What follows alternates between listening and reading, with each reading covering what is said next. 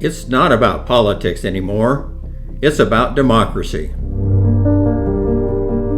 When the U.S. House is mired in chaos and a hair-trigger filibuster in the Senate blocks needed bills, Congress fails to legislate, and the government is rendered impotent to serve the people.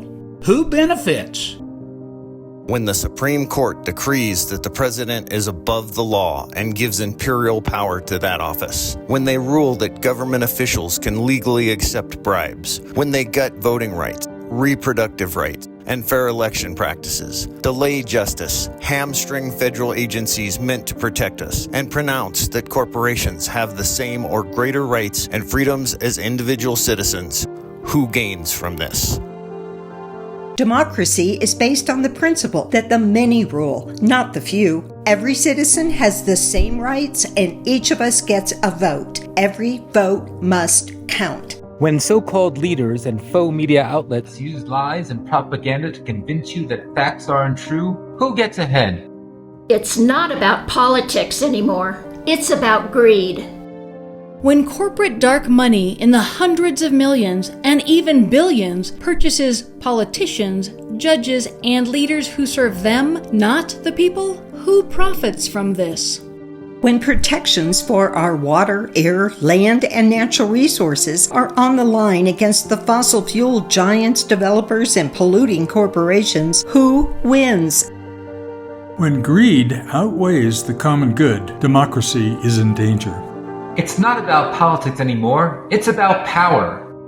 For years, forces on the right have been working to undermine the power of Congress, using a slim majority to block appointments and pack the courts, to promote division in the House so it cannot pass laws. This has moved decisions about our rights and freedoms to a judiciary that is increasingly beholden to the wealthy and powerful who put them there. Who stands to gain when leaders are in the pockets of the plutocrats? Over time, through lobbying and buying the loyalty of legislators, and by grooming and rewarding the judicial branch, a clandestine cartel has worked to transform our democracy to work for them, not for us. These elite power brokers strive to take away our health care and Social Security. They privatize our protected pensions and undercut unions. They disguise their moves with misdirection, distraction, and disinformation. This created an environment of fear, division, hatred, lies, and frustration. Who gets ahead when the people no longer want to participate in democracy because they find it chaotic and futile?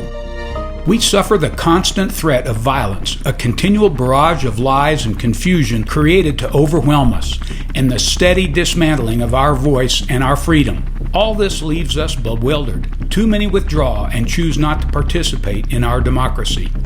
Who is this enemy? Who is pillaging and profiting, besieging our democracy? Who gains from all of this? The predator has emerged from the shadows with a document called Project 2025, a radical right blueprint to establish a dictatorship in place of the presidency, to dismantle the existing shared power of our self-ruled government. They mean to replace our democracy with authoritarian rule, to move the country to Christian nationalism, racism, and an oligarchy of wealth and power. It's not about politics anymore. It's about survival. The survival of our democracy. No one else is coming to save us. Not the courts. The courts are indebted to the wealthy and the powerful on the right. Not Congress. Too many elected leaders will remain beholden to their largest donors and corporate interests. Not the free press. The press scrambles to survive amidst public apathy, attacks from right-wing disinformationists, and faux news propaganda sources. Not the rule of law. The president is immune, and the right openly promises to dismantle our system of justice and threatens to use it for revenge. Not the truth. The truth is under attack at every turn by this greed-driven, power-hungry machine, and fewer citizens seek to be informed. So who can save us and our democracy? It's you. Get involved. Get informed. Vote this November.